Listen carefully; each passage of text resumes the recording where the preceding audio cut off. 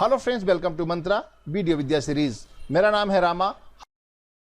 इस ट्यूटोरियल में हम आपको बता रहे हैं टाइमलाइन पर क्लिप किस प्रकार ऐड करते हैं। हमने आपको पिछले कई ट्यूटोरियल में टाइमलाइन पर ऐड करने के बारे में बताया है, लेकिन इस ट्यूटोरियल में हम आपको विशेष तौर से क्लिप को ऐड करने के प्रोसेस के बारे में फोकस करेंगे।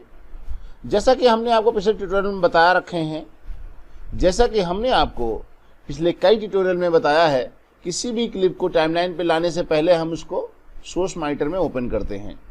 सोर्स मॉनिटर में ओपन करते हैं तो क्लिप को प्रोजेक्ट पैनल पे डबल क्लिक करेंगे तो सोर्स मॉनिटर में ओपन हो जाती है।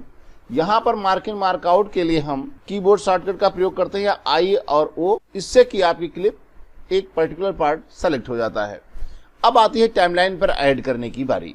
टाइमलाइन पर ऐड करने के लिए सोर्स पैनल में दो बटन दिए गए हैं, एक है इंसर्ट जिसका कामा, और एक है आपका ओवरराइट बटन। इंसर्ट बटन पे जब क्लिक करते हैं तो आपकी द्वारा इंसर्ट बटन पर क्लिक करने से पहले आपने जो मार्क लगाया है वो ड्यूरेशन आपके टाइमलाइन पर आ जाती है आपकी प्ले हेड की पोजीशन के हिसाब से। जैसे हम यहाँ क्लिक करेंगे तो ये देखिए क्लिप यहाँ पे आ गई, लेकिन इसमें ऑडियो नहीं है इसलिए इसमें साउंड नहीं आ रही है। हम ऐसी क्लिप लेते हैं जिसमें आपकी साउंड हो। अब हमने यहाँ पर इसे ले लिया, ये यहाँ से, जैसे हमने यहाँ से लिया, जब ये तिलक लगा रहे हैं, इन लगाया और जहाँ तक आपको चाहिए, जैसे हमने तिलक लगाने की प्रोसेस पे इतना पोर्शन ले लिया। इसकी ड्यूरेशन यहाँ शो करती 4 सेकंड 17 फ्रेम। अब आपके टाइमलाइन पर आएंगे कैसे? जहाँ पर आपने प्ले हेड रखा होगा वहाँ पर हम इसको लाना चाहते हैं। अब हम इंसर्ट बटन पे क्लिक करेंगे, देखिए टाइमलाइन पर आ गई। यहाँ पर लाने के लिए आप इंसर्ट या ओवरराइट किसी का प्रयोग कर सकते हैं। इंसर्ट एंड ओवरराइट में अंतर क्या होता है? बेसिकली जब हम यहाँ पर कोई क्लिप इंसर्ट करते हैं या ओवरराइट करते हैं, देखिए जनरली आपको कोई अंतर समझ में नहीं आएगा, लेकिन अंतर तब समझ में आता है जब आप किसी क्लिप को टाइमलाइन के बीचों बीच, यानी ऑलरेडी एडिटेड सीक्वेंस के बीच में लेके आते हैं। यदि आप यहाँ पर लास्ट में क्लिप लाते हैं इंसर्ट ओवरराइट तो आपको कोई फर्क नहीं पड़ेगा, लेकिन जब हम किसी क्लिप को इस बीच के सीक्वेंस में यहाँ लाना चाहते हैं तब आपको इसका अंतर दिखाई पड़ेगा। अब हम अपने प्ले हेड को यहाँ लेके आते हैं सेंटर पॉइंट में, एडिट पॉइंट में। यदि यहाँ पर हम कोई इंसर्ट करते हैं, अब हम इसकी ड्यूरेशन थोड़ी सी ज़्यादा ले लें जिससे आपको दिखाई पड़े कि आपने क्लिप लाए हैं या नहीं लाए हैं। एग्जैक्ट सेम फ्रेम या सेम नाम होगा तो आपको कन्फ्यूजन हो जाएगा कि क्लिप आई है या नहीं आई है। अभी देखिए इस प्ले हेड के इधर 3 क्लिप हैं और इधर 2 क्लिप हैं।